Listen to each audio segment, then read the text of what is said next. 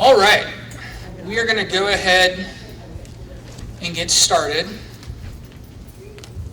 The county executive is en route. I'm told he's going to be here in several minutes. Apparently there's traffic on Route 3. Who knew? But he's a couple minutes out, and I think once we go over how this is all going to run, he'll be walking in the door, and we will just start. So first of all, thank you for joining us tonight. This is the fifth. We're going to be over halfway done after tonight in a series of 9 Making the Best Place for All community summits that have started in June. They're going to take place over the next, this month and in October, so next couple months still.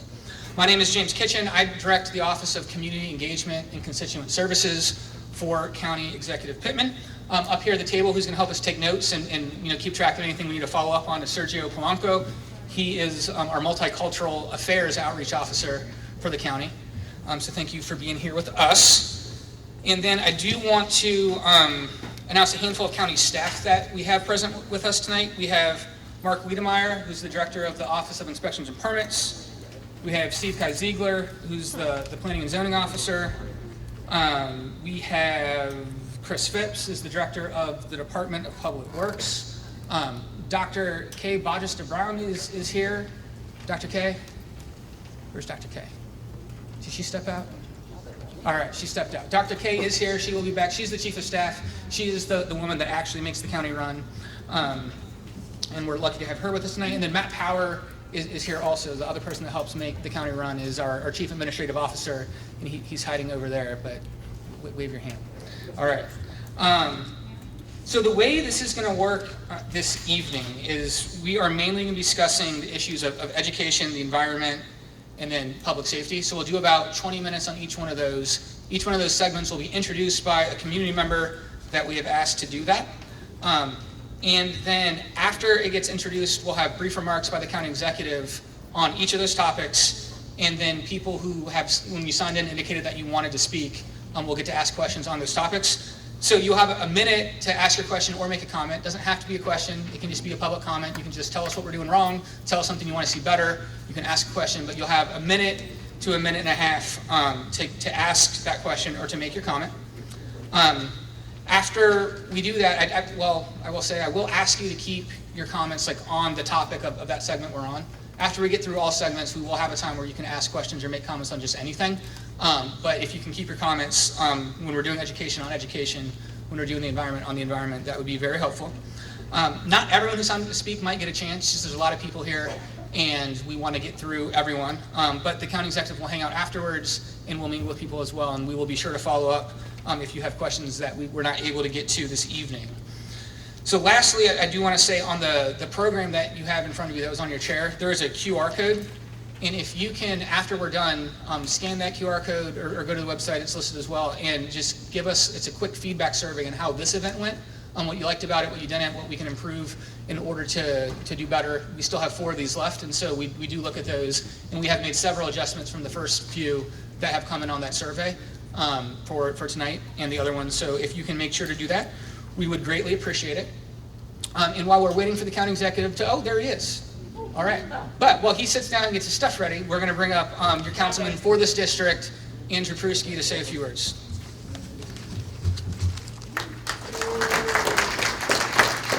Thank you. Good evening, everyone. I just want to thank the opportunity for our county executives holding these summits. Obviously, by the turnout, and you've seen when we had the last one at Baldwin Hall, that people are really interested in making the county the best place for all. I do want to just bring up a few items, though, that are important, and certainly, hopefully they'll be discussed tonight. But in regards to education, I know tonight Arundel Middle School has their back-to-school night. I should be there because I have a child in that school, but obviously this is important to me from you all. But right now in our school system, this is happening throughout the state. There is definitely a need for teachers, crossing guards, and bus drivers. So if you know anyone who's willing and interested to apply, please encourage them to do so. It is not an Anne Arundel County issue, it's a state issue, and it's something that we all need to be talking about. Also, as many of you know, and I'm sure we'll hear this discussion tonight about the landfill that's being proposed. I know many of you in this room have been fighting it for a long time, and I appreciate that because I've been there with you, and we need to make sure that we continue to do so. I know there's a lot of legal challenges with it, but it's something that this community does not want. And certainly, for the record, I hope that others speak out against it. And then last but not least, obviously just our area, we just talked about Route 3. There is a petition that I have out there. It's called Fix Maryland Route 3. It's been out there for a while. Please make sure you sign it. The county executive, I want to give him kudos because I'm sure that people don't know about this, but it was kind of a lax movement for anything being done, and then he kind of brought forward some leadership in the state, and we kind of sat down, and now we're kind of moving things forward for that lane between St. Stephen's and Millersville, which has the second highest accident rate in the state, for those of you who don't know that. I've been hit twice by people texting or speeding. I know others may have been impacted, but these are real issues that impact all of us. So obviously, this is something, and again, it's a state road, not a county road, and we're obviously trying to address that. But thank you all for coming. This is a great forum and opportunity for citizens to obviously get involved. And thank you to the county executive staff and all the leadership for being here tonight. And we're looking forward to the discussion. Thank you so much. Thank you, Councilman. And County Executive, you want to give some opening remarks before we kick off? Sure. Thanks for showing up, everybody. And thanks to all the staff for showing up. We're doing 9 of these, and I'm sort of hard to work for because we do a lot of town halls and it makes a lot of extra hours for everybody on the team. So I apologize, but I don't really apologize because I think it's about the most important thing that we do. The hard stuff always takes community engagement and public support to get it through. So you need to be informed, you need to be engaged to be able to make the hard stuff happen to improve our communities. We will talk about public safety, education, and the environment as we get into the topic, so I don't want to get too deep into anything. Do want to just say that the county's in better fiscal condition than it's ever been. We got our AAA bond rating. We had a bipartisan budget after many years of partisan budgets, and folks came together, and we managed to catch up with a lot of the things that we needed to catch up on in a county that has grown fast, and that's infrastructure and really public safety, education, fire, police, salaries, as well as staffing, so that we don't lose the best folks to other counties. So we've made great progress. We still have lots to do. I do want to just mention a few things that are, some of which Councilmanfrusky just mentioned, give a little bit more detail on status, that are specific to your area. I think you know that these areas that we've defined are not political, they're planning areas. We're not here to necessarily do the plan. There's going to be a long process for that as well. But let me start with Chesapeake Terrace rubble landfill, which fortunately does not exist, but it could. The Maryland Department of the Environment seems to be close to giving them a permit. That's the bad news. The good news is that as long as our Office of Law is there and fighting on the legal front, they will not get a certificate of use. And the reason they won't get a certificate of use to build that facility over by Two Rivers, I think some of you, I don't know if everybody knows where it is. Bottom line is a lot of dump trucks will be on the roads if it gets built. But the reason that they won't get a certificate of use is that we purchased the only land that is in their special exception to have access. And their special exception that they got years and years ago is very specific, and it says you can only do this if you enter at this certain location. They didn't go buy the land, we did. That's where we're building the West County Elementary School. So we're both building the school that we need to deal with the school capacity issues here, and I believe stopping the landfill. They think that they can get another legal opinion. Of course, they're investing about $250,000 to get rid of me to make that easier to do, but we plan to hang in there and fight on the rubble landfill. Piney Orchard Elementary School, obviously 140% capacity. Pretty much all the elementary schools in this feeder system are at or above capacity. And I went up there March 31st to really look at what 140% capacity looks like, met with administration, met with some parents there as well. And it's not getting better this coming year. In fact, it might be getting a little bit worse this coming year. They're doing amazing work to accommodate that. The teachers and the administration of the school. But until we get West County Elementary built, that's what you get when you change the school, when you build a development. It's the bait and switch tactic with Two Rivers, where they decided after the fact that they could go ahead and remove the age restriction on a lot of those units. So a lot more kids than were planned for. Really no plan to accommodate those kids when we came in. So we had to purchase the land, get it into the capital budget and get it under construction, and it's probably moving faster than any school in the history of the county right now, but it can only go so fast. Route 3, you know, everything moves slow. We've heard for years about plans to improve Route 3 and get the traffic moving. I would say that it was not a good idea to target that corridor as an area for development. It was supposed to be a highway originally, and you want traffic to move, and when you start putting commercial facilities and residential all up and down a highway with cars coming in and out, you have a lot of crashes. So to me, that's not smart planning, but that's what got done. And so we've gone to state highways. As you know, it's a state road. And we said, look, let's stop talking. We're going to put some money on the table. So we got over $20 million on the table to incentivize participation from the state. We've done this on a number of projects. And so while we had one of the state's top 10 priorities for transportation projects a few years ago, we have 6 now. We're only 10% of the population of the state. And having 6 of the top 10 is extraordinary, but we have to actually get them to follow through. So we have an MOU.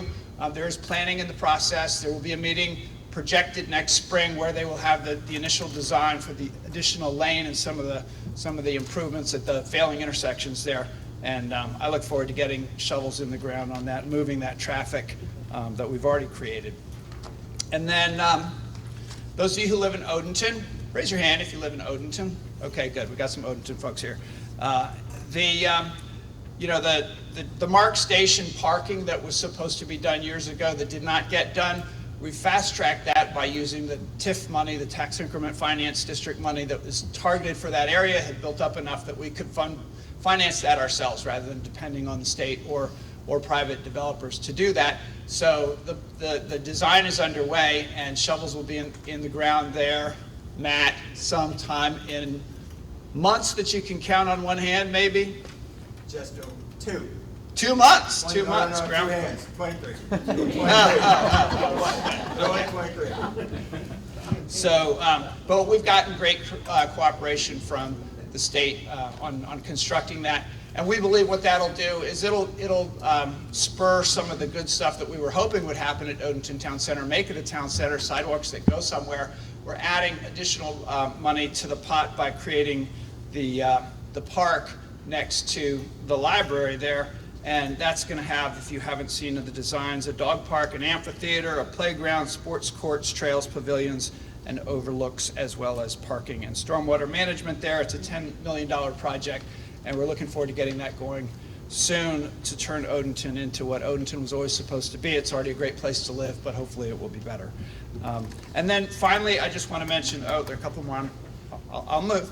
Stormwater strike team. So I've been out to a couple of sites in the last few weeks in this area, 2 Rivers, where the stormwater coming off into the forks of the Patuxent area is more water than it is supposed to be coming off. And what we're doing is holding the developers' feet to the fire to do improvements, to reduce the runoff. The same situation is at the Ridings here down in Crofton. Crofton Colony has got an amazing amount of water coming off of that new development. And it's actually not, it's cutting into the stream bed, is getting deeper and deeper, but they're starting to lose trees as well. And here we say that we want to grow trees and have around our waterways to protect them, and we're actually losing them when we add that much more water from a new development.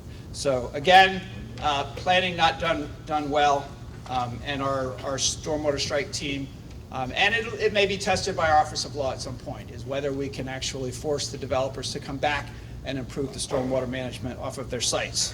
And then if you live in Crofton, the Village Green, the grant program that will take what was the Sly Horse Tavern, I don't know if any of you remember that. Hopefully you will get a coffee shop, pastry shop, you get sugar and caffeine instead of alcohol. Whatever you end up getting there, whatever is better than nothing. What happened was that in order to be able to do a facility like that, to do a business like that for the community, a place people could walk to and bike to, the water pipe wasn't big enough to be able to do the sprinkler systems that in this modern era are required. And so we created a whole grant program in economic development to be able to help with that, and that'll make it possible, hopefully, for that Village Green to be revitalized. And finally, the last one, I swear I'll sit down after this. James is getting kind of fidgety over there. That's all right. Yeah. Is that you remember the enclave at Crofton stopped the development, but y'all are paying, if you live in the Crofton Triangle, you're paying some serious taxes for that because it's zoned as commercial. And James actually found a loophole, a program that had never actually been used, but was in the county code that said that you could actually get a community association property tax exemption if you did forest conservation there. So the plan is it's got to get approved by the association, but potentially there will be a major tax break on that if you plant the trees, and we've got a way to get the trees planted. So fingers crossed, tax cut for all in the triangle from that. I will sit down. I'm looking forward to hearing what you all have to say about these issues, and ready to respond. Thank you, County Executive. So we're going to go ahead and kick off our education segment. So I'd like to invite up Pastor Barbara Palmer to introduce this section.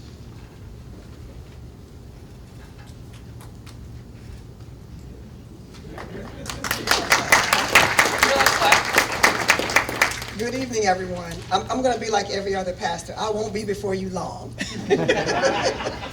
Hi, my name is Barbara Palmer. I'm the president and CEO of Kingdom Care Incorporated, and I pastor alongside my husband, Apostle Antonio Palmer, Kingdom Celebration Center, which is located in Gambrels, Maryland. Our nonprofit, which is located in Odenton, is called Kingdom Care Incorporated, and it's been in existence for over 10 years. Our mission is to empower children, youth, and families to thrive. Our nationally accredited, we do that by focusing our attention in 3 areas. One is our nationally accredited early learning center that serves children ages birth to 12 years old. The second way we do that is by supporting our community with our West County Family Support Center that serves teen mothers in Anne Arundel County who are ages 12 to 19 years old. And those teen mothers attend Anne Arundel County Public Schools who are at home because they do not have access to quality child care. We transport those mothers to our facility, they attend classes at our facility, and we provide free child care for them while they are there to obtain their high school diploma and not their GED. We provide other wraparound services for those mothers, such as mental health services, teen pregnancy prevention, career assessments, workforce development, life skills, goal setting, internships, and financial planning. One of our other staple programs is our mentoring program that serves middle and high school students who reside in West County. Those students have demonstrated academic, social, emotional, and behavioral challenges. Those students we serve experience trauma in and around their families and in their neighborhoods, such as gun violence, homelessness, bullying, and unsafe environments. Our programs provide them with one-on-one mentoring along with other services to assist them in not only surviving but thriving. Education is the foundation, the cornerstone of life for not only children, youth, and families that we serve, but for the county as a whole. It develops essential skills that are needed for daily living. We learn social norms through education, develop judgment and reasoning through education, and learn how to discern what is right and wrong through education. Education provides stability in life, and sometimes that's something that no one can ever take away from you. High quality education on all levels and for all ages needs to be equal. It's an equity issue, and in order for us to be on a fair playing ground, it needs to start with our education system. If everyone was provided with the same opportunities to education, then there would be less gaps between social classes.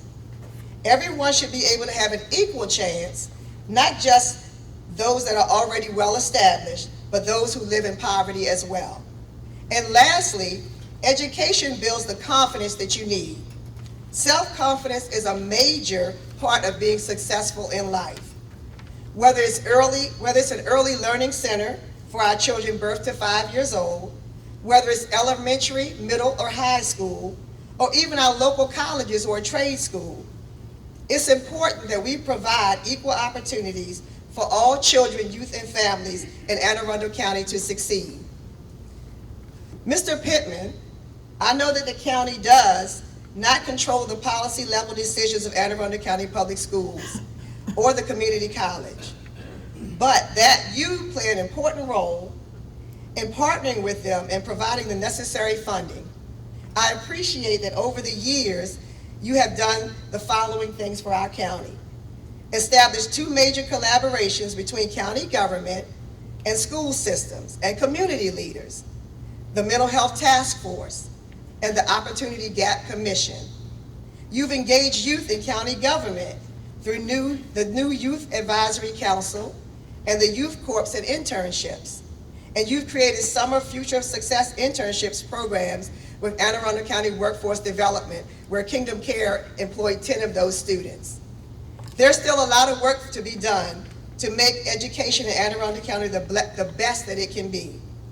Can you please explain with your vision, what your vision is for the future of education in Anne Arundel County, and how you plan to partner with Anne Arundel County Public School Systems, Anne Arundel County Community College, and other stakeholders such as Kingdom Care to make this happen? Thank you.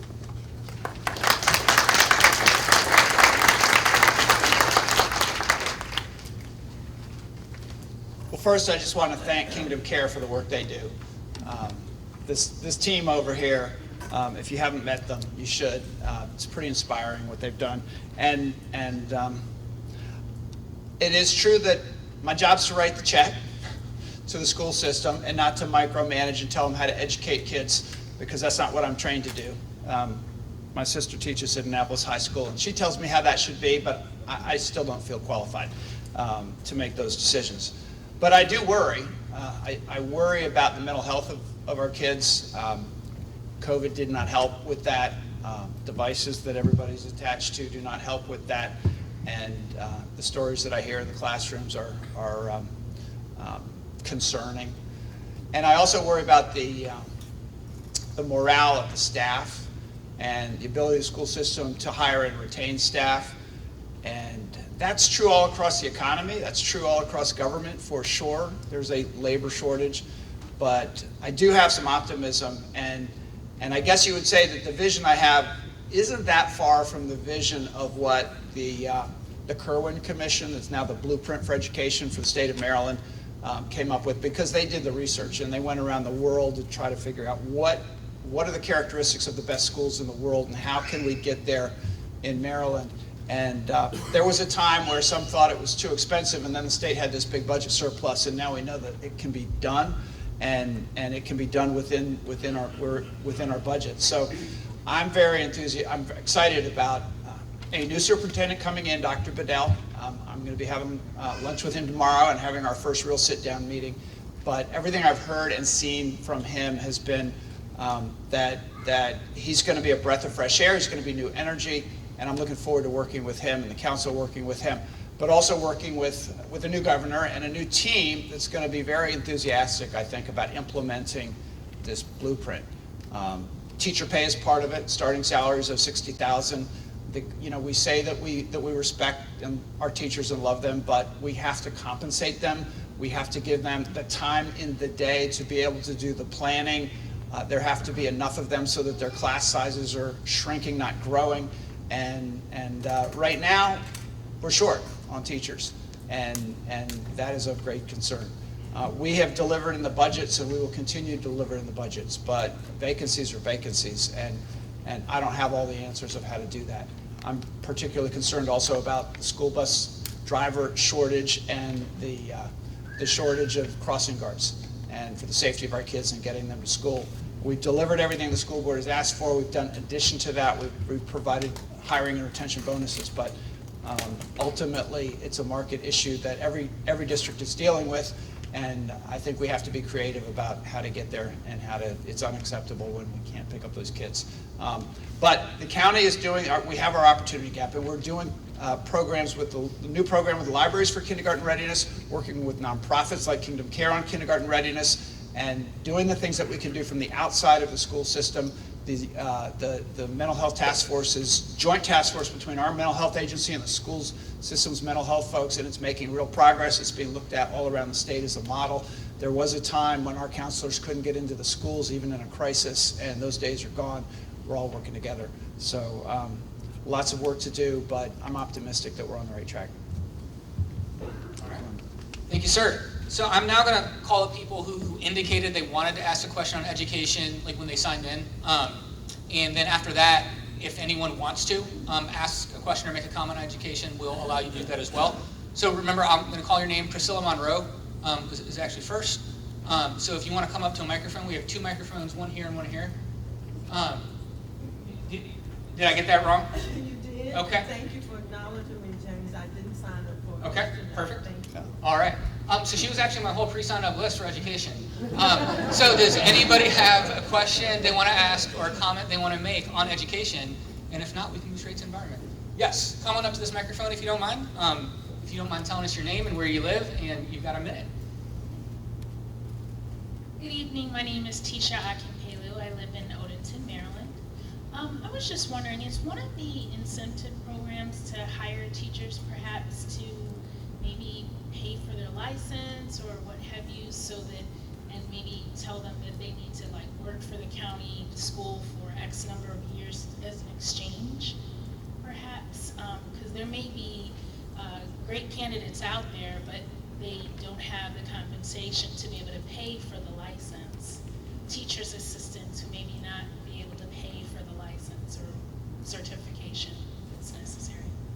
You know, I'm not an expert. I know there's a deal where you can have a couple of years to get that certification, but we do actually have an expert who happens to be your county council representative and maybe your Maryland General Assembly expert coming in on education. So I'd love to hear what Andrew has to say. So we have the resident teacher program where you live in a certain area and they will help. There's also other alternative certifications if you come from a certain industry or other things, but ultimately what you're bringing up is alternative pathways, which they're discussing.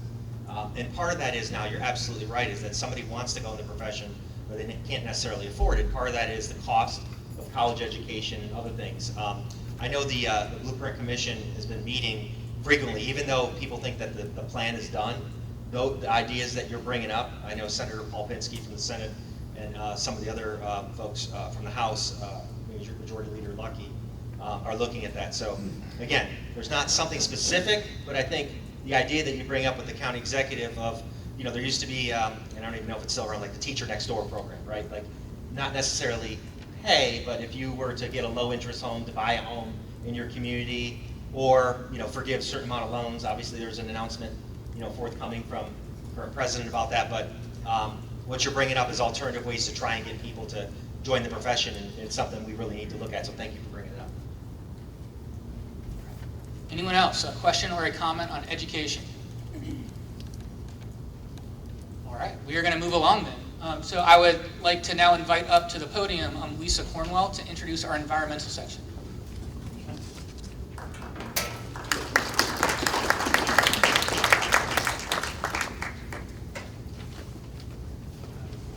Good evening. My name is Lisa Cornwell. I live in the... Sorry, I'm tall. There you go. Thank you. My name is Lisa Cornwell. I live and work here in western Anne Arundel County. I'm a founding member of Woodwardville Preservation Society, also known as WPS. I've lived in Woodwardville for 25 years. In the past, I've served on the board of the Forks of the Patuxent and the Stop Odenton Landfill Committee. In 2016, we formed WPS to ensure that our tiny little corner of the county would be protected against big development, deforestation, environmental impacts, as well as the preservation and protection of our historic community and our scenic and historic road. I spent almost a decade speaking publicly about the environmental impacts of the rubble landfill, and specifically on our area, and as far-reaching as the Chesapeake Bay. I served on the Environmental Justice Commission at MDE in the late 1990s and early 2000s. In more recent years, we have experienced the clearing of over 700 acres for the Two Rivers housing development, and the constant and seemingly never-ending development along Route 3. And as we speak, the building of the watershed development positioned between Route 198 and dangerously close to the wildlife refuge is moving along at a rapid pace. Now, these are just 3 examples. I live in Odenton. I can't speak to other environmental issues for Crofton and others. The increase in traffic, runoff from roads, runoff from the clearing of forest, the loss of habitat, air quality, and many other changes regarding quality of life are always a huge concern for those of us affected. I know your administration has made progress on environmental issues during your time in office, including the moratorium placed on building and development along the Route 3 corridor in an effort to slow down the rapid pace that was allowed by the previous administration. The Forest Conservation Bill to slow the loss of forest due to sprawl development, and expanded funding for the Watershed Stewards Academy. I believe the positive environmental changes made during your administration have made and will continue to make significant impacts. Can you speak specifically on what is being done to protect our local waterways, especially regarding runoff from massive deforestation? Are there any programs in place to clean up the Patuxent and Little Patuxent rivers?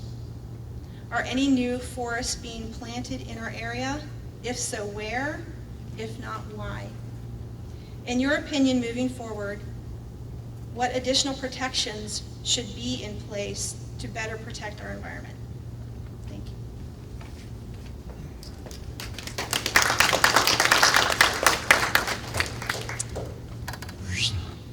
Thank you for your work, first of all. If it weren't for people like you advocating, I think it would be much harder, even an administration that is committed to cleaning up our waterways, be harder to get anything done. Because if there aren't residents that are mobilized and organized, it's hard. And fortunately, we have those. But in addition to what I've talked about already, one of the big challenges is a thing called the Green Infrastructure Master Plan.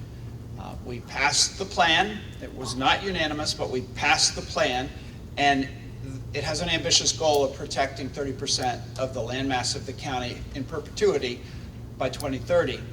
And in order to do that, we're going to have to engage private landowners. We are going to have to shift development patterns, and we're going to have to get creative about what we do with our parks, acquire more land there, and there's more funding to be able to do that. So we're putting land in public hands that was in private lands. And if you look at what's gone on with the Forest Conservation Bill, unfortunately, there's still development on forests going on. There was a grandfathering clause that some of you know about that was amended into the bill that put a certain number of acres, kept it in the pipeline. But there's other locations that are pulled out of the pipeline. It's no longer profitable. And those places that aren't profitable, then the question becomes, what is the speculator, the landowner, going to do with it? And you saw it at the Enclave at Crofton, just using modifications to stop that development, saying no to modifications that they had assumed they were going to get on wetlands and steep slopes. And some specimen trees, I believe, certainly wetlands and steep slopes, was enough to stop the project. And in the past, that was not done. Many of you were at that meeting. I was there when the engineer came in and said, look, this is a done deal. We just need to get this modification, that modification, that modification, and that modification. And we always get them, so it's going to happen. And when our administration came in and said, no, actually, we put out the green notice that said, we're not going to do modifications that have a negative impact on the environment unless you can offset it elsewhere. And I know there's a lot of debate about this because modifications are still getting approved. You have a code that really it doesn't work very well. You can't even get good stuff done. We wouldn't be able to do some of the stuff that we do, that we say we want to do, without doing some things to get around our own code, and we'll have to rewrite our code. But the implementing the laws that we have, I think, is the hardest thing to do sometimes, and it's the most effective thing we can do to do exactly what you're asking for, is to protect our waterways. We do have the Watershed Protection and Restoration Program in Public Works, and they do a fantastic job, and they've gone in and they've taken places where streams have been just gouging into the earth and doing stream restoration so that they spread it out and the water can then sink into the ground. And we have to continue those as well. But more than anything, it's being brave enough to say no and being brave enough to implement the laws that we have on the books, and that doesn't always make folks happy. But it's a new thing in Anne Arundel County, and we have to continue it. All right. Yep. So we will now call people who, again, kind of pre-signaled when they signed in they wanted to make a comment on the environment, and we will start with William Kelly and then have Martin Schroeder. So is William Kelly here? Because you said you want to be limited to the topic, my comments are a little bit broader. Should I do the later part? Does it have anything to do with the environment? Yes. Then we're fine. Okay. Come on up. I appreciate you asking. Hello. First, I want to say we are on Piscataway-Conoy territory. Piscataway-Conoy people are still here. I pay monthly land tax to the Cedarville Band Wild Turkey Clan of the Piscataway-Conoy Nation because I occupy their land. I ask that other white folks, including you, County Executive Pittman, join me in this. I want to ask, will this administration take steps to be any different from the last 380 plus years of violent colonial government on this land? How will you work to stop erasing Piscataway-Conoy people, acknowledge their sovereignty, and return wealth and land that have been stolen over several centuries? And I commend to your study, and your chief of staff has a document containing more details, has received. Commend to your study the examples of so-called Albany and Eureka, California, which have made meaningful material efforts to end erasure and return land to the Lisjan Ohlone and Wiyot people, respectively. I ask that you visit PiscatawayIndians.com, the official website of the Cedarville Band, to learn directly from Piscataway-Conoy people what it means to be in right relations with them. I forgot to state my name and place. I'm William Kelly, and I live on Piscataway-Conoy territory, so-called cross. Quick question, do you know how much of the county, or is all of the county Piscataway, or are there other tribes? All of the county is Piscataway-Conoy territory, historically also Susquehannock territory. There are no, to my knowledge, Susquehannock entities that are here, but descendants are living. Okay.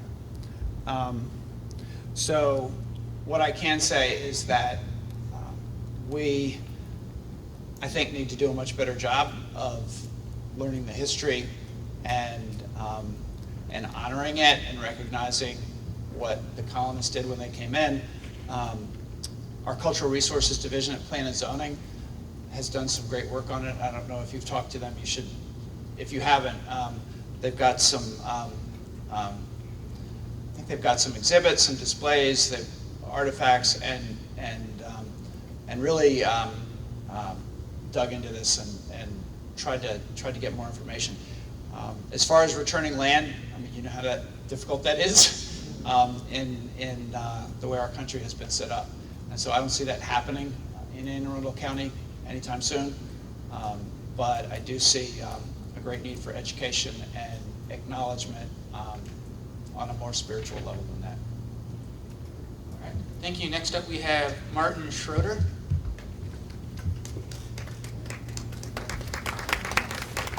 Are they clapping for you or the last guy?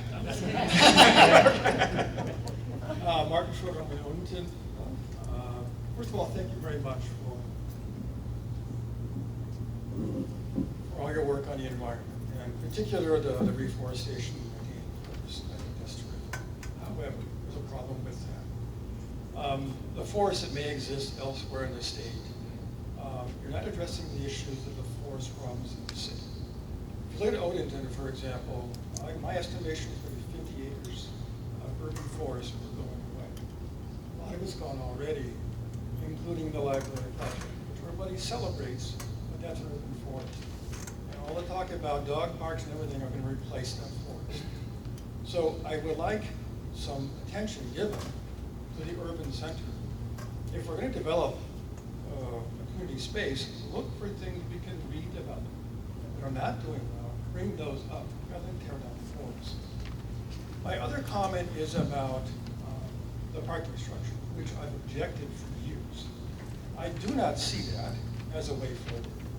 What it's going to do, you've got acres and acres of parking out there at the train station. Adding another parking structure will bring more cars in. We don't need more cars in the road. That structure alone, without public transportation, is ineffective. And it's going to screw this town up. So there's been a silence, a deafness to public transportation in this county, especially in our area. I know we tried to use the bus service to the train station, but it was poorly managed. It didn't run on time. It couldn't get to the station and get the train on time.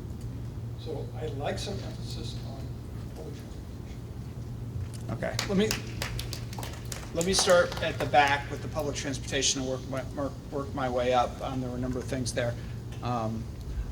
We've had some progress at the Department of Transportation lately. We've had ridership double. Of course, we're going from some old figures due to COVID, but fairly recently, since we made it free, and we started to wrap the buses and say free transportation. We've got some additional routes, and we're investing more money, and we have grants coming, federal infrastructure money as well, to do more buses and electric buses, and we're doing the parole transit center in the center of the county so that everything can be. So there is a grand plan to grow significantly, and I'm optimistic that we can get there. I mean, it's always been, the challenge has always been, you got to have the routes, and they've got to be frequent enough for people to come. As far as the station, the MARC station, part of the idea was, rather than having a whole lot of land that is just paved for parking, to structure it and then rebuild the station so that it's also a commercial place where people want to go and get more people there, more vibrant. And then, of course, the idea is that those cars are driving a short distance to get there and then taking the train the longer distance into DC or Baltimore to get to work. So the goal is to get cars off the road, and it is a long-term project. I'm glad you mentioned the urban greening of urban spaces, because the Green Infrastructure Master Plan, a big chunk of it is about that. And Replant in Arundel has been an initiative that we started that through the Watershed Stewards Academy that is doing the hard work of getting a lot of those trees planted. And please get involved in that, and we need to do more with that.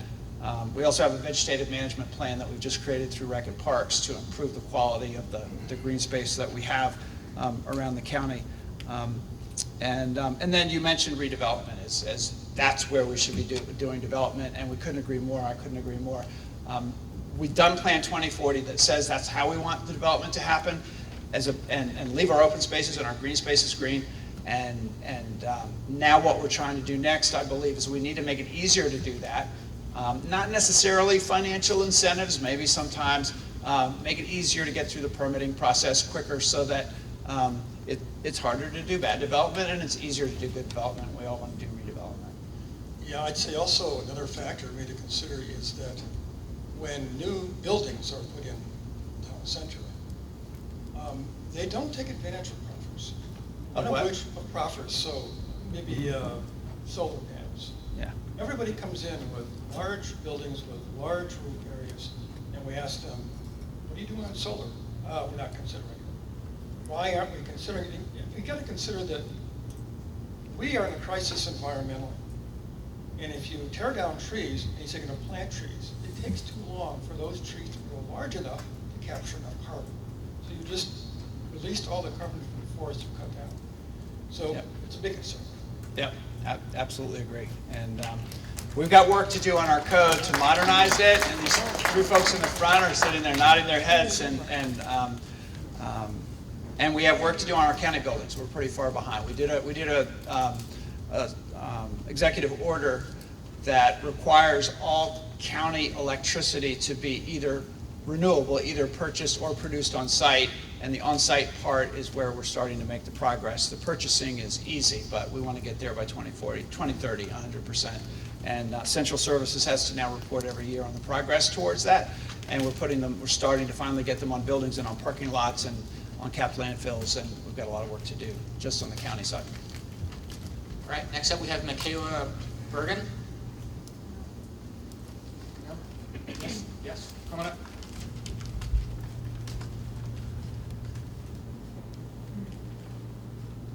Actually, my questions have been handled because I was worried about the landfill and the parking garage and the transportation. You live in Odenton, Piney Orchard. There's no way to get, for older people, not me, of course. But for those, as you grow and you can no longer drive, to have public transportation that will take you from, the kind of a circulator that goes by the mall, the train station, would be really helpful for senior citizens. Oh, and the senior centers. And senior centers, yes. I had lunch today at the North County Senior Center up in Brooklyn Park. And transportation for seniors in itself is an essential service, really. And I think some of you remember when it got taken out of Department of Aging and Disabilities and put over at Transportation, and they were no longer really connecting with the seniors and listening and meeting needs. We're moving a lot of that back and doing the taxi voucher program. And we're also doing innovative things, and we're going to do more innovative things to do circulators and on-call transportation in areas where we'll never really have bus routes that are going to be full. But we have to provide those services as well. But you're right, it's not everybody can drive. All right, next up is Ed Reel.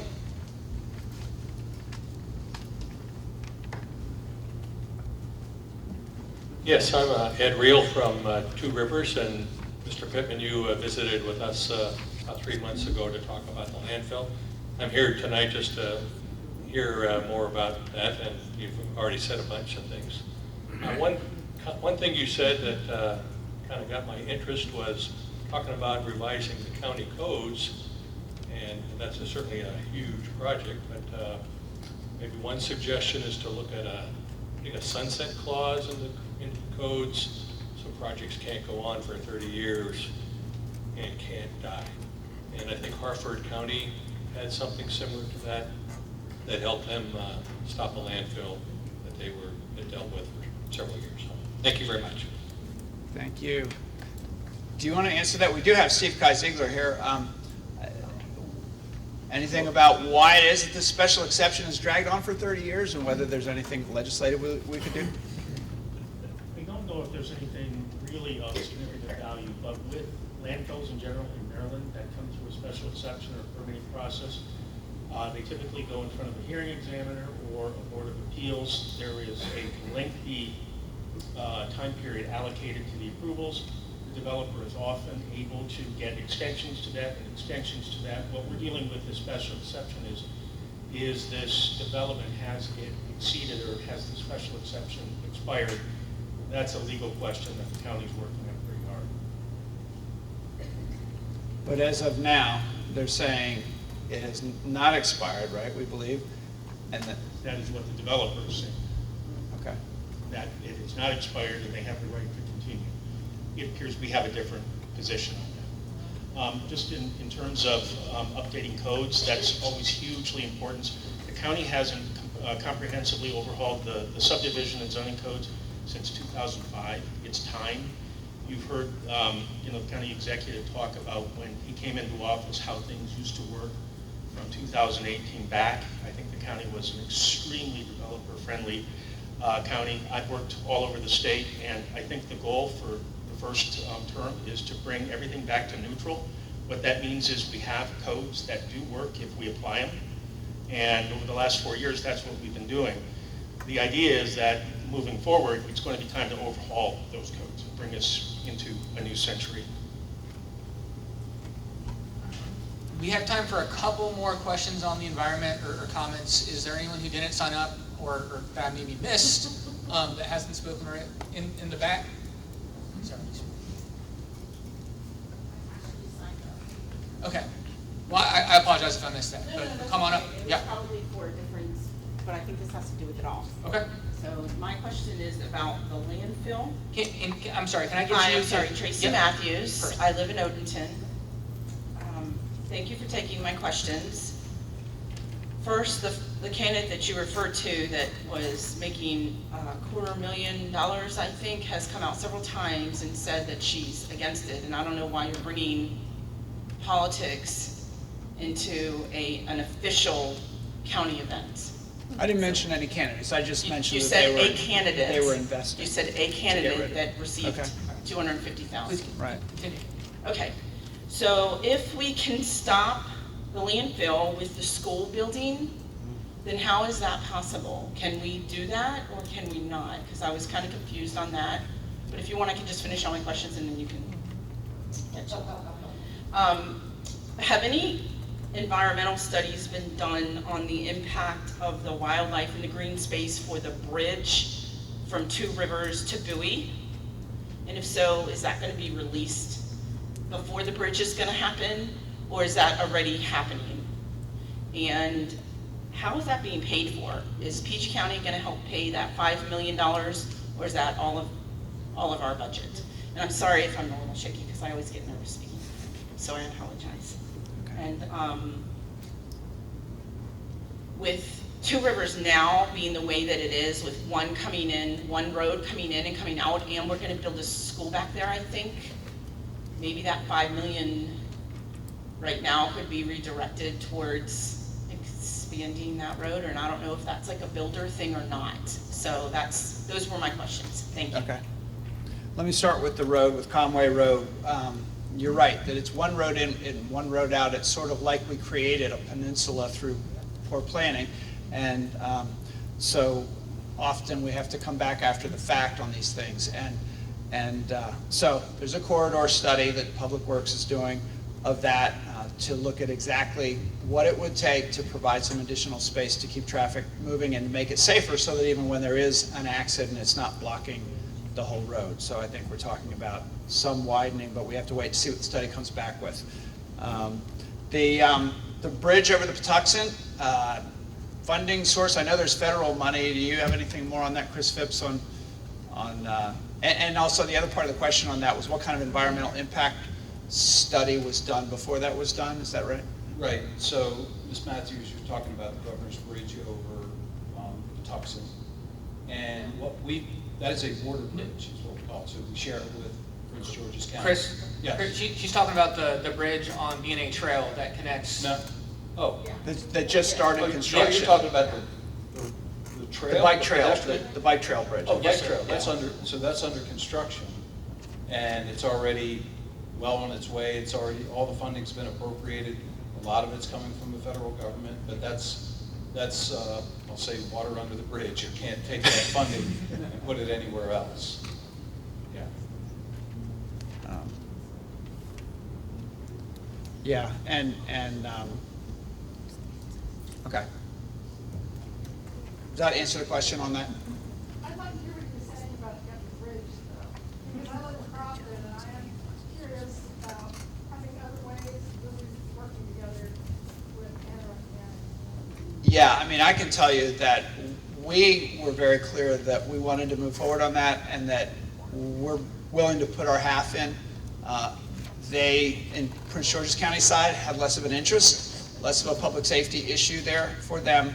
And so now we're saying, well, let's hit up the feds again. There's a lot of infrastructure money. So we're working on trying to get more of it paid for by the feds. Is that accurate, Chris? Yeah. So we're not giving up on that. All right, I've got time for one more question on the environment. If there's any takers or comments. Tori.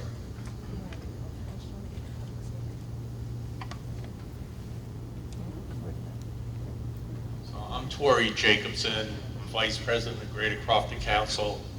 I run this community center. If you want to rent it, just give us a call. But I wanted to thank you for your help on Route 450. We need your help again. It's been closed because the work they did is now full of silt and the road keeps on flooding every time it rains. So we are back to zero. So when it trickles, it floods. And now there's sand. If you drive down it, you'll see there's sand on both sides of the road. They don't even clean up the sand. They just leave it alone. And it needs help again. I was worried that was going to happen. So 450, for those of you who don't know, flooded on a regular basis, and the work that they did, we all suspected it might be temporary, but we hoped it would last, and it certainly worked for a while there. It's the first I've heard that it's flooding again. Anything, do you follow this? I know it's a state road. Yeah. Yeah, okay, we will raise that again. Any information you can have about the severity or the frequency, please get it to us, because we have our meeting with SHA soon. Okay. And also, my councilwoman is the one who did the $250,000. She did take it from the developers, and I hate to bring politics into this, but it is political, and the landfill has been there for 25 years, and she said she didn't even know about it. So I'm not to be political, but give me a break. Thank you. I mean, and I mentioned that in the context, this company has done a lot of strategies to try to get this through. There was a time when they said that they were going to donate this land to an Indian tribe that was out in Oklahoma or somewhere as a way to get around the federal regulations. That didn't go through. And so this is just one in many strategies that they've undertaken. I hope they'll go away soon. All right. Well, we're going to now head into our public safety segment. So if you want to have a seat, I would like to invite up Anna O'Kelly to introduce this segment.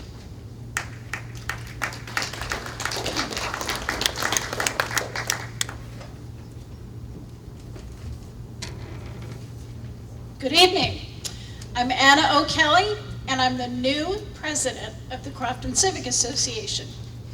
I've served on the CCA board in various offices for the last 20 years. The Crofton Civic Association is the area bounded by routes 424, 450, and 3, and we call it the Triangle. It's nearing its 60th anniversary, and it would be great to have a new forest in our front yard. In the last 33 years that I've lived here in Crofton, the area has changed substantially. Watch Apple wasn't here. Where did we go before Watch Apple? We think of public safety as fire and police, but public safety also includes detention facilities, emergency management, and animal control, among others. So why is public safety important for those of us here tonight? It's important that we feel safe when we are out and about, and that we are able to feel protected in our homes. We want our children to be safe traveling to and from school, or at play. Since Mr. Pittman took office, his administration has made investments in public safety, and some of those accomplishments that we appreciate are increased ranks of sworn officers from below 700 when he took office to almost 800 currently.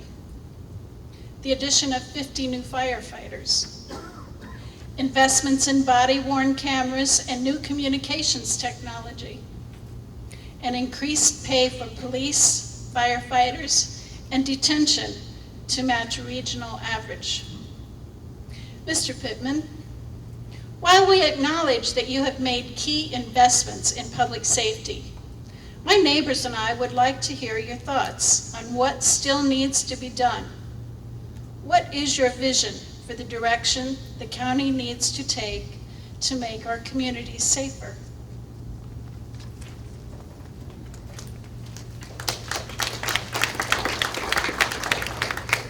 Thank you. And it's great having community leaders get up here and have a little time to talk about what they're doing and put these questions into perspective. It helps me, certainly.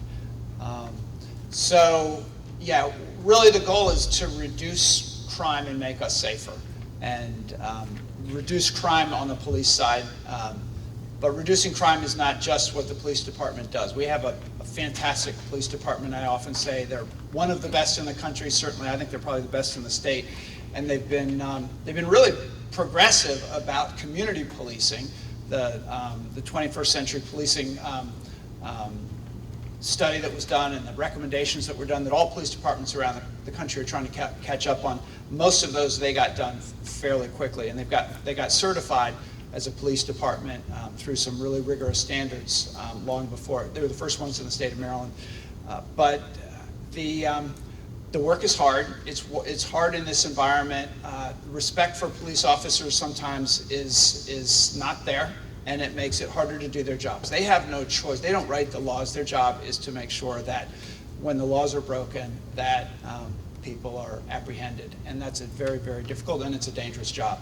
So I thank all of them for their service. I think we have a fantastic command staff. We have a fantastic chief, Amal Awad, who is really supported by the officers, and that's very important. But the work that reduces crime is not just apprehending people, it's also changing people's lives so that they don't get there. And that's education. It's a lot of the health and human services work that we do in the county. We haven't talked about a lot here, but it's what moves the needle on crime for sure, so that young people have something to do other than make trouble. And that's always been the case, that people come out of school ready to go into careers, that our community college is preparing people for the jobs that are out there, and that people are not addicted to drugs. The work of our opioid intervention team has not been as high profile recently because the health department's been working on COVID and a few other things that have been very high profile, but it's continued, and in fact, the numbers are really pretty astonishing. This year to date, opioid deaths and overdoses are down over 30% from the previous year, and the year before that they were down 21%. So we're making real progress, and by providing more services, by providing more prevention programs, and I have to thank the nonprofit sector and our churches, even for the spiritual work that goes in. A lot of that work is being done by our faith community. So the fact that our police department works with all of these other departments of county government, which isn't true in every jurisdiction, and that has to continue, and with our mental health agency. Our gun violence intervention team, which is something that we created just a year and a half ago as a result of the work of our gun violence prevention task force, is a model that people are looking at, because you have the mental health agency, you have the police department, you have the school system, you have all these departments, again, the Office of Emergency Management that I haven't even mentioned. It's becoming more and more important to public safety, at the table every month, going through data, studying what's working and what's not working, looking at other jurisdictions, and doing the things to push the numbers down. So overall, the crime rates are down. Serious crime, which is a category that they use, is 11% down this year over the last. Almost every category of crime since 2018 is down, even though it feels like the opposite. It feels like we all feel like, what's the next crisis going to be? Everybody's worried about the direction that we're going in the country, in the world, partly because we hear about the things that are going on, but partly because we've had some real crises recently. So our Office of Emergency Management is going to oversee a new 911 joint call center. We're the only county in the state of Maryland who actually has two separate call centers, and you've heard in the news about some situations where things have been delayed, and when they're delayed sometimes even by a few seconds, that can cost lives. So that's a major capital project. We're continuing to invest in new fire stations. We're training new EMTs. The call volume for emergency calls at our fire department, they're emergency medical calls for the most part. And thank you, Brian, for being here, one of our favorite firefighters. The volume just goes up. And we have to keep up, and we are continuing to keep up. We're going to do a new academy training center for our firefighters. We're doing new fire stations on a schedule. We've got kept up with that schedule, and we have to continue those investments, and we have to support the people who we have on staff, because we can't afford to lose them, and we have to actively recruit new ones. You mentioned the figure of getting from 700 to 800 officers. The International Association of Police Chiefs says that we should be at 825. We were stagnant for many years and it wasn't happening.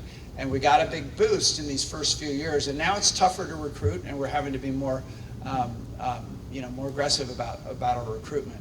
But we need the personnel and we need the health and human service agencies to do it. I'll stop going on public safety. All right, we're now going to call some people up. First person I'd like to call up is Nancy Robinson. I have prepared something I want to say. I need 2 minutes. Give it to her. I'm the Okay. county executive. Do All I right. get to say that? Okay. I'll let you do it. You guys okay with her having 2 minutes instead of 1? No, come on. Okay. My name is Nancy Robinson, and I live on Nancy, though, before you start, can you make sure you speak directly into the mic so that everyone can hear? Sorry. My name is Nancy Robinson, and I live on Underwood Road in Gambrills, which is actually the south part of Gambrills. So we're here to advocate for the safety of the residents, pedestrians, bicyclists, students, and drivers of Underwood Road. We are proposing a discussion around the possibility of piloting a speed camera program in Anne Arundel County. Our neighboring counties have been utilizing this traffic enforcing system for quite some time and have been very successful. I have furnished you a link and a partial printing of the report given by Howard County Police Chief Gregory Durr to the Howard County Council this year. The program is both self-sustaining and successful. It generates revenue which not only pays for the program and its civilian employees, but also allocates the excess funds for public safety purposes. For the past 15 plus years, we have worked to make Underwood Road a safer place to be. And finally, after 13 of those years, working through a lot of red tape, bureaucratic exercises, we received the traffic calming humps which we so desperately needed. The final sign-off for this measure was a result of the construction of the new Crofton High School, which became our unintentional accomplice, necessary to get the job done. We are now experiencing growing pains, forcing us to face new challenges. Underwood Road in the area of the complex, consisting of Crofton High School, Crofton Middle School, and Crofton Park, has had an increase in pedestrian and bicycle traffic.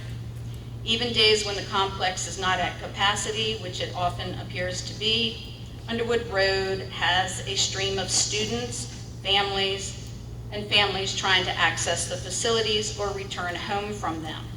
We witness the vulnerability of these students and families traveling on our road and are fearful because of it.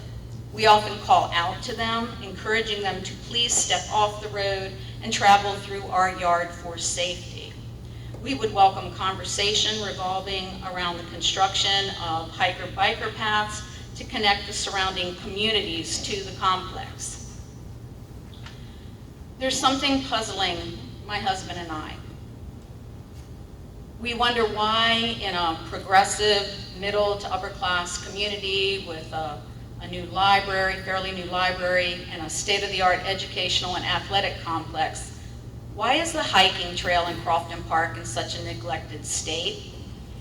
Is it possible to mend and extend this path so that it reaches into Crofton Meadows, giving park and school access to the residents there?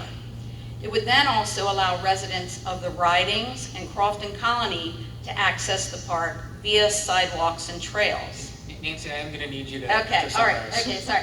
Okay, for those of us on the east side of the complex, we can't access the park safely, even though the sidewalk goes from the circle all the way to the park, because we're not supposed to walk through the school. And then there have been some major erosion problems, which I heard other people speak in the environmental part about, that needs to be addressed. And so my question is, the 311 app that I've been told to use doesn't work, and where do those complaints lie? Like when we call, we reach out, we email, we leave messages, and it goes nowhere. Where do we take it from there? So those are the things I wanted to or Okay. no, discussion about. Thank you. So let me start at the back. 311 app should work. Have we heard if there's a technical issue? Yeah. It works, but it works if I need a recycling bin, I want to report a pothole. It doesn't work for a major issue, but that has been the recommendation of people from Department of Public Works. It doesn't work for all issues. Okay. Okay. So it should, because they go into a database and then they get sent out into the different departments, and then we actually monitor how quickly they're resolved, and they sit there until they're resolved. So every department has an incentive to try to get them resolved, because everybody can see if they don't. But when you want extra attention, that's why we have our CECS staff, sorry James, but the Community Engagement and Constituent Services staff. And so there's a person, they're divided by area of the county, and what they do is, especially the complicated stuff, sometimes it takes a policy. It's complicated. Yeah, I mean, sometimes it takes a change in policy or even code.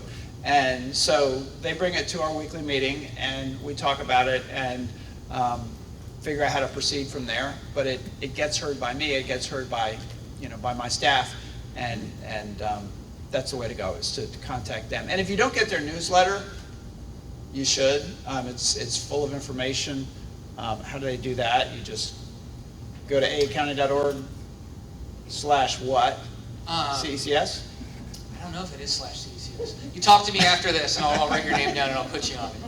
I received the newsletter. Perfect. You do get the newsletter. Okay. And then you forward to your friends, and there's an easy way to for them to sign up. I have access to Mr. Kitchen. I was looking for another resource.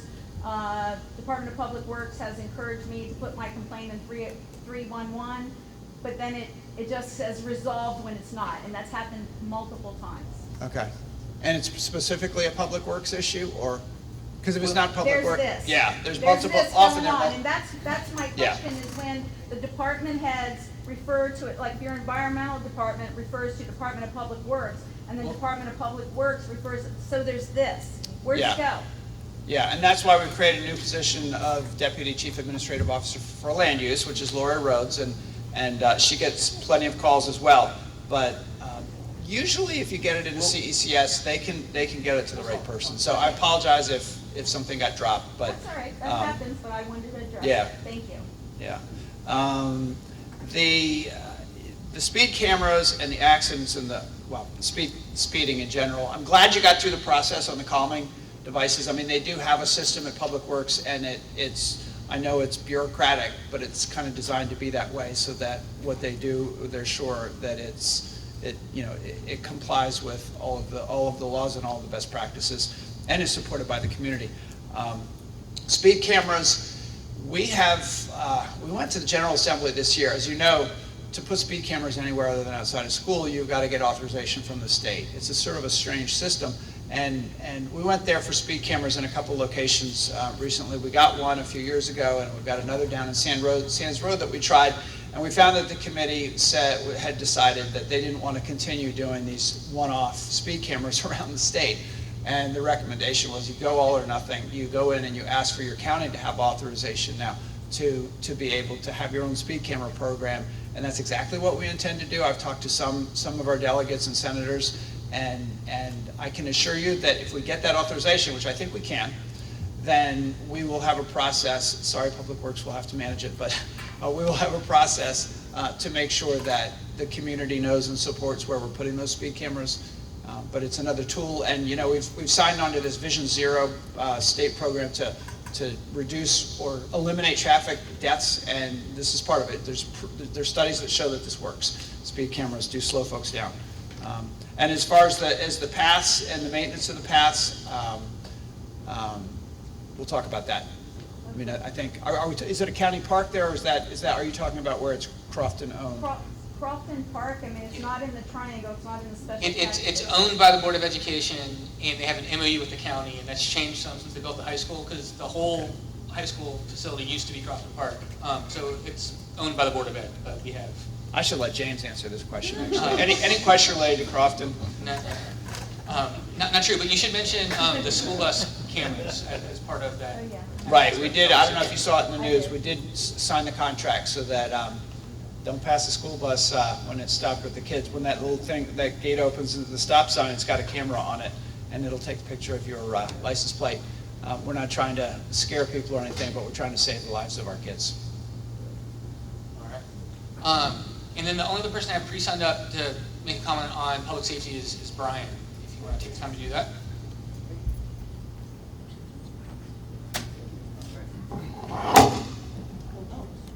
My name is Brian Holtzlander. I'm here on behalf of the over 800 professional firefighters and paramedics that have the privilege to serve you every day.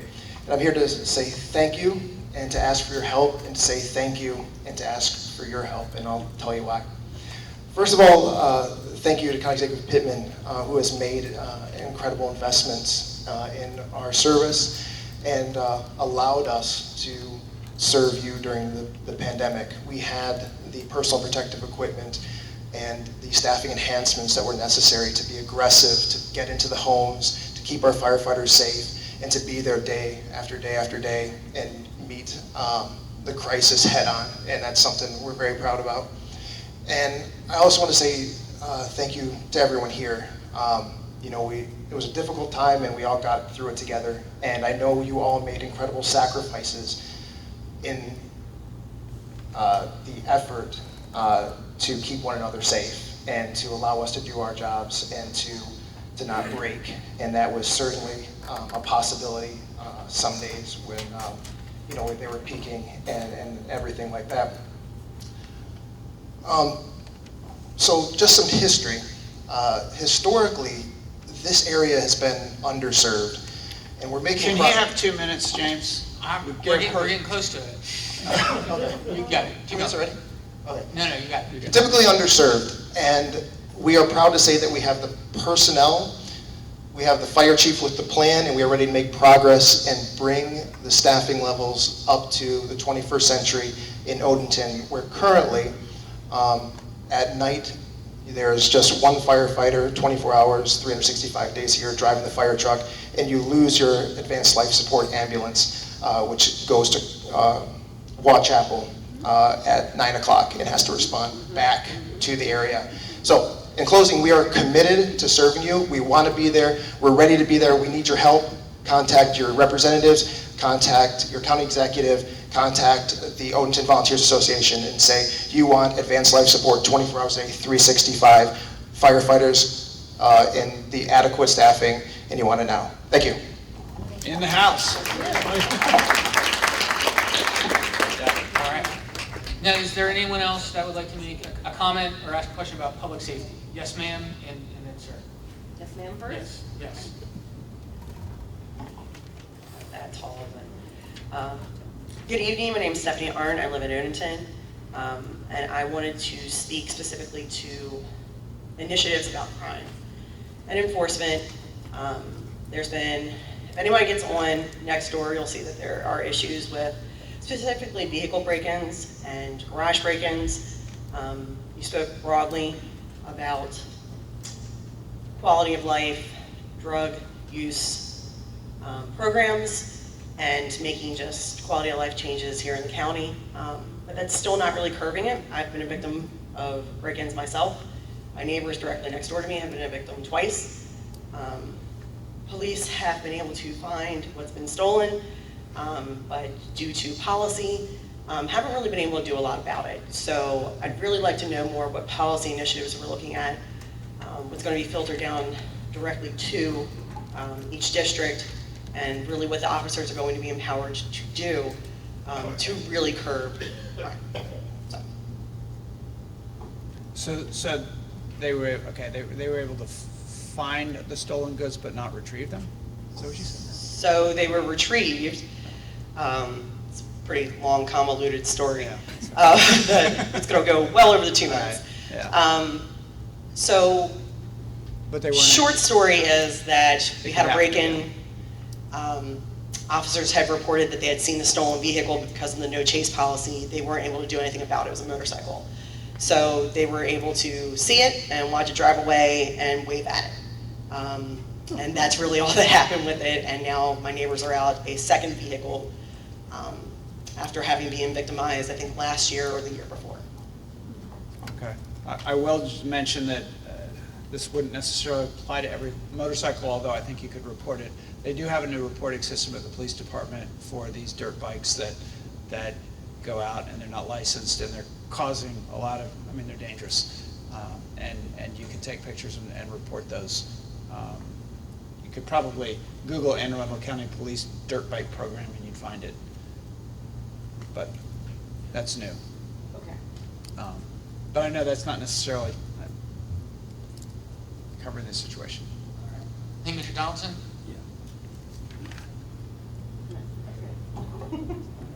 I would like to speak on the fire service in the Odenton area. Unfortunately, Brian didn't take any time to come to Odenton to discuss that with our board of directors or anything. And I want to relieve the fact that the folks here, there is protection in Odenton at night. We have 90 people that are in turnout gear, volunteers that meet the same training standards as the career people do. The EMTs make the same training standards as the career people do. They all meet the national standards. We have a BLS unit in service every night. I'd like to remind Brian that 90% of the ALS units that respond to calls, 90% or more of those calls are basic life support. Basic life support. The service that Odenton provides to the people of Odenton at night when the career medics go off duty. We have one career driver at night. We have a volunteer staff that comes in. We have duty nights at Odenton. You sign up for your duty night, you don't make it, you get somebody to come in for you. I want to make people rest assured that you have full protection. In fact, probably personnel-wise, more people on a unit from Odenton at night than you do in a lot of career stations. So I will say this, Mr. Pittman, though, that volunteer service in the county is struggling. We could use some nurturing. I know we were promised to train our volunteer people to be paramedics. That fell through. That never was followed up on. We have some people that are volunteers that ride as EMTs but are trained as paramedics in other jurisdictions. We could use them here. If we could get a training program. Odenton had a volunteer paramedic program at one time, but unfortunately the career service sucked them all up and we kind of had to go out of business for that. So, but we now can do that. We have a lot of people that are, I will talk faster and I'm going to quit. But I just want folks in this area to rest assured that Odenton provides a service at night as well as the career. And I have the utmost respect for the career service. I think we need more. We need more. We've asked for more at Odenton and we've been denied them. So that's another thing that we might want to talk about at some point. Thank you. Thank you for your service, and we are lucky to have a combined department. And I know how hard it is to keep the volunteer operations running. 7 years. 7 years? 70. 70, yes. You, thank you for your 70 years of service. I think we've got room for one more comment or question on public safety. Yes, ma'am. Hi, my name is Susie Smith. I'm Susie Smith. I'm in Crofton, and I'd like to bring up the speed issue in the circle. I love to ride my bike. There's people walking, and people just fly. Can you keep your... People just fly around the circle. But then there's another problem where when you're doing the speed limit, there's an anger issue. Yeah. I was over on Irby, and I was doing the speed limit, and a truck came behind me and got in front of me and stopped. Got out of the car and came towards me and was yelling at me and screaming at me. He was going to attack me because I was going too slow. So I was at the school. I got to get in the car and go around the circle and get out, but I don't have a solution. I just wanted to tell you about it. Thank you. Take a picture, too. I was going to, but I didn't. It's the one time I didn't have my camera. And by the circle, she means Crofton Parkway. Crofton, right. All right. It's dangerous out there these days. I'm glad you got out of it safe. All right, we've got time for a handful of questions that may not have fallen in any of those three buckets. Is there anyone that would like to make a comment not on education, the environment, or public safety? Got one in the back there. Yeah, come on up. Yep.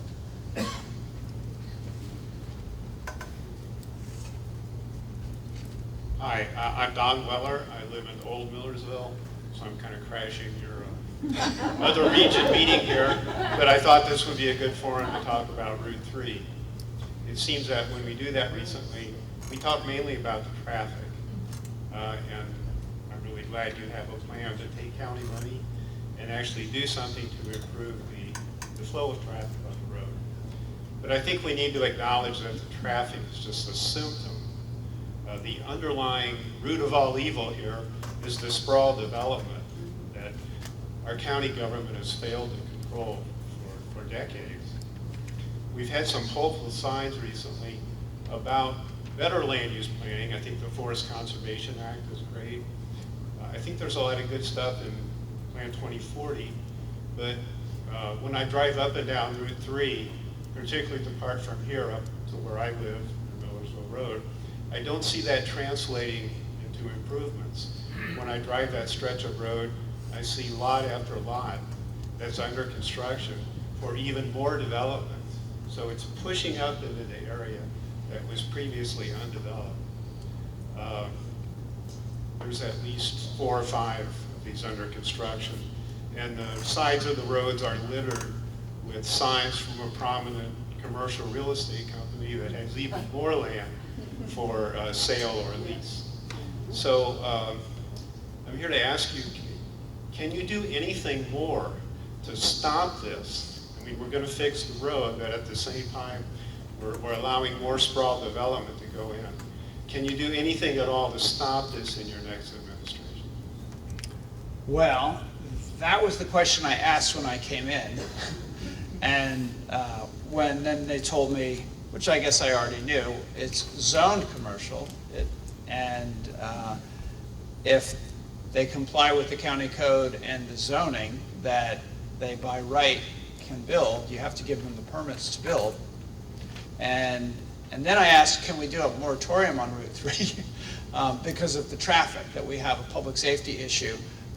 And the Office of Law said, well, the only time you can do a moratorium is if, that will hold up in court, is if the solution is coming to solve that public safety issue, and you can control when it comes, and you can act on it, and then you can pause the development until it gets done.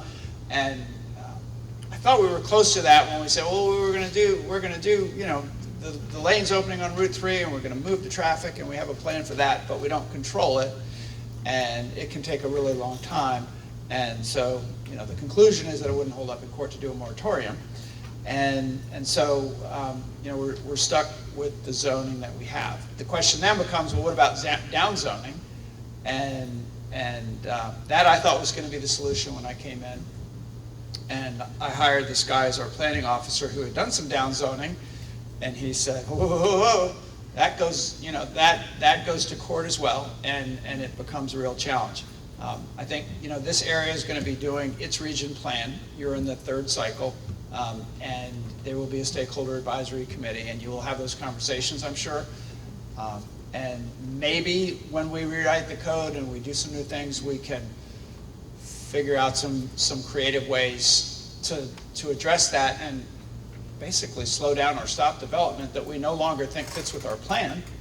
And if a growth area is no longer a growth area, like this corridor was planned to be, we can make a change. But as long as we have our zoning, correct me if I'm wrong, Steve, but as long as we have the zoning that we have, we're stuck legally.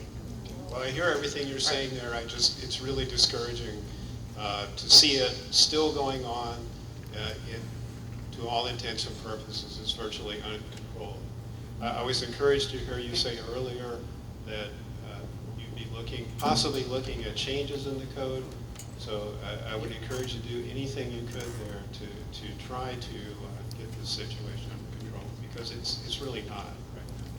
Well, and that is potentially a solution, to do zoning that is not the old style of zoning, but that is much more specific about what you can build, form-based code, and all these other ways that other jurisdictions do it. You know, we either say it's commercial, it's residential, it's industrial, and one or the other, and and other jurisdictions have figured out ways to do it so that it's more specific. So I think that's a conversation to come. Are there any other questions or comments? Yes, sir. I will come to you, Marcia, I promise. Oh my God, really? Looking forward. It won't take long, Stuart. Trust me. Hi, Justin Weiss from Odenton. Just wanted to say I'm against speed cameras and I'm for economic development. And thank you for sound governments while also prioritizing economic development. Right. Yeah, I will note, not everybody is in favor of speed cameras. It's a controversial thing. Am I next? So let's do Marcia and then Scott. You're not doing me, no.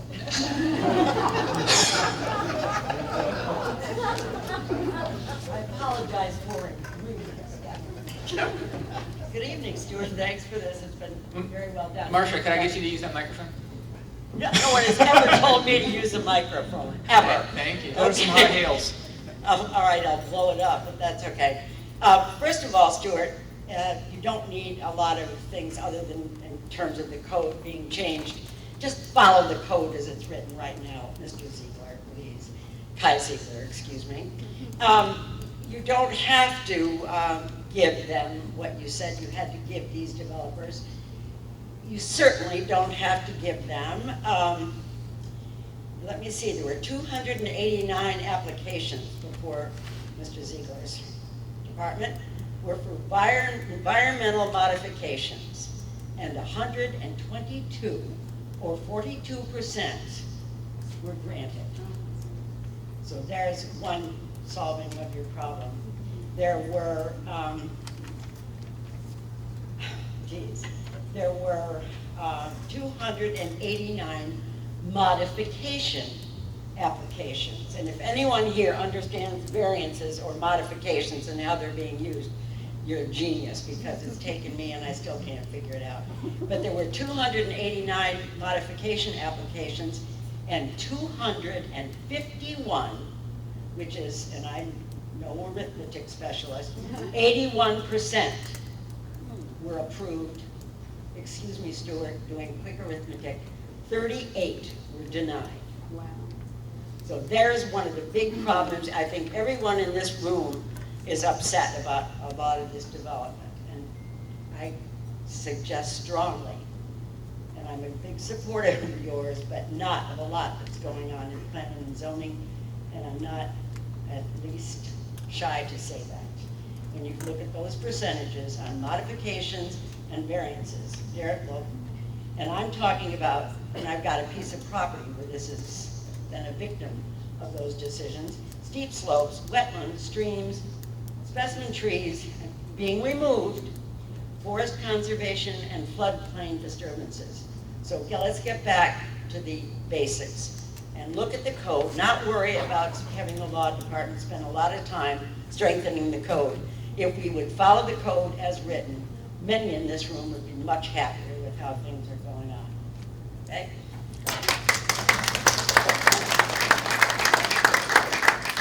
All right, Scott? Well, let me just do a quick response to that. Yes, sir. I mean, and I don't want to get into a debate about this, but I know we had a meeting with Steve Ziegler about this because he wanted to respond, and he did, and we talked through a lot of this. And the numbers, they were in the high 90% before 2018, and when virtually all modifications were approved. And the nature of the modifications changed when we put out the green notice. They said we're not going to approve certain kinds of modifications, so they didn't bother asking for them. And so I believe that there's major progress that's taken place. Some modifications, there are things that are done to offset whatever the modifications were required for. And I know not everybody supports those, but there is development that we call for in Plan 2040 that in putting together that plan, there was at least enough people who supported that kind of development that to improve the quality of people's lives. And sometimes it's development even that the county is doing in parks, and there's opposition to that sometimes as well. But in order to do anything in some areas, you have to get a modification, and so I don't think until the code is rewritten there can be zero modifications approved. There would be zero development, and maybe some people want zero development in Anne Arundel County, But there are places where I support actually doing some transit-oriented development to get cars off the road. And sometimes it takes higher density to then protect the open space of other areas and not put it in the wrong place. So smart growth is, I think everybody understands, that's what we've been striving for, and we don't have a code that makes it easy. So unfortunately, we have this weird system in the county, and Steve Kaisigler is the first person to criticize it. It doesn't make a lot of sense, but it's kind of what we're stuck with until we improve the code. So there are always going to be some modifications as long as we have that. All right. Scott? Hello, Scott Chisholm, Crofton. I wanted to say thanks for this. I think these types of meetings are absolutely awesome, informative, and just taking the time to get people's opinions and what's on their mind. And it's great. So thank you for putting that on.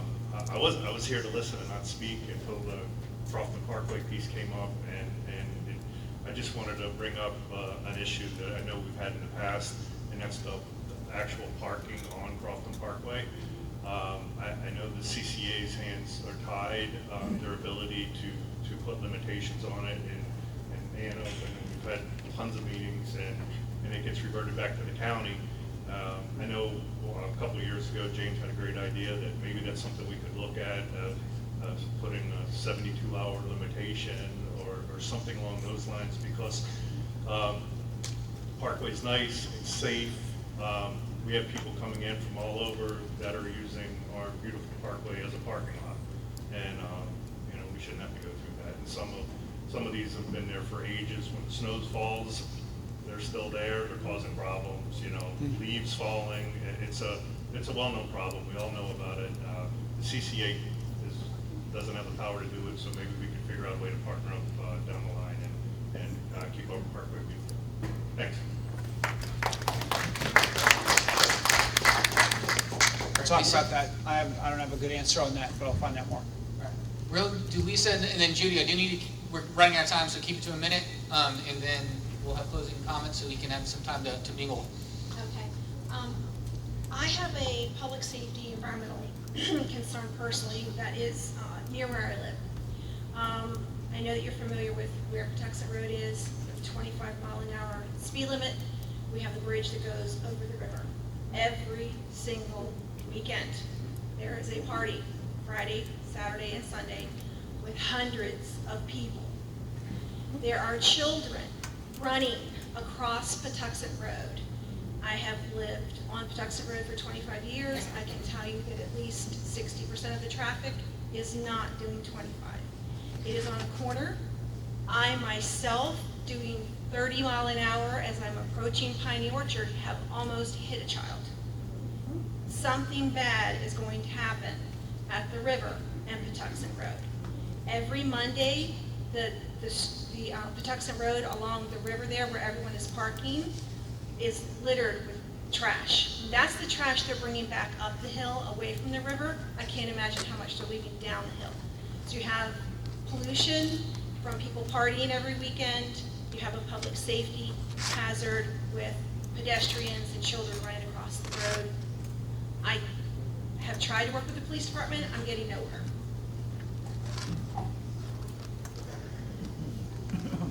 This isn't a party house you were talking about, is it? No. This is a whole other set of parties, okay. Yeah. Is it a professional park? No, it's- it's okay. if you go online, you'll see that it's a beach. And you can come here, it's not a beach, it's federal lands. We had, someone from Fish and Wildlife last season come out and ticket people one of the weekends, but the police department keeps telling me they don't have the manpower, that's what it is. They have jurisdiction if they're on the street. They don't have jurisdiction once they go over the guardrail. I will apologize for swimming in that spot when I was a high schooler driving across. But we can look into that. And I don't discourage that. Yeah. It's just litter and safety. Understood. Judy? Let's make sure we get police commander of every meeting out, the district commander. We'll do that. Thank you. I'm Judy Wilson. I'm with the Greater Crofton Chamber of Commerce. And I just want to make a comment, two comments, maybe three. I think the mic turned off. Is it on? Is that better? got it. We can hear Everybody you. was making sure to speak into the mic. It's no secret through the pandemic that the local business economy really suffered, and we through the chamber saw that firsthand. But I do want to acknowledge you and your folks and your employees for coming up with some creative, innovative ways to work with the business community, get them back on their feet, partner with Arundel Economic Development, coming up with some wonderful grants and incentives. And we've seen firsthand how some of these businesses that were so close to shuttering down are now thriving, and they're doing bigger and better things. So I can't say it's all because of you, but you really did provide a lot of tools for them and continue to. So thank you. Thank you. And I know we came close. We came close to doing a grant program for the chambers. Couldn't quite pull that one off, but I actually found myself, I was speaking at the Maryland Association of Counties last week at a conference, and I was on a panel about exactly this. What did your county do during COVID and since with the recovery to help small businesses? And I got to say that our economic development team went from a lending organization, they do low interest loans for businesses, to a grant making organization practically overnight, and they did it really efficiently and got the money out into programs. And we had to create each one of these programs because the need was so much greater than we could actually, it was a drop in the bucket, it felt like. But the reports from a lot of those businesses is that those drops really helped, and then making it possible to do outdoor dining in places where it wasn't legal before that, and having to stretch things, to make that possible was really important. And then the great news is that we've had more business startups in the county since COVID than ever in history. There are all kinds of new businesses and new ideas, and that's great. Now we just need to make sure that we have enough workers in those businesses, and that's been the biggest challenge lately. So unfortunately, we're going to close things up at this point. I do want to remind you that on the flyer, the program that was on your chair, there is a QR code and a link to a survey. So again, tell us what you liked about tonight, tell us what we can do better, and we will try to take that feedback into account as we run more of these over the next couple of months. But County Executive, do you have any closing remarks you want to make? I want to thank all of you for engaging and participating, even when it's stuff that's difficult to hear. I'm taken enough of that in the last 4 years. It's good. I can take it. Don't worry about my skin, and it's getting thick. But I do appreciate, and I've always said this, that if you don't organize and you don't engage and you don't advocate, you don't get heard. And so thank you for doing that. And then I also want to just thank all of the public servants in the county, my staff in every department, for the work that you do. We're not always appreciated. I came from outside government, so I didn't appreciate it until I saw it. But it's pretty extraordinary, the lengths that they go to deliver. And it's a struggle. It's always a struggle, like any institution, any business that you're running. But I think that they do a great job, and I think we live in an amazing county and should be thankful. I certainly am. So thank you, everybody, for being here.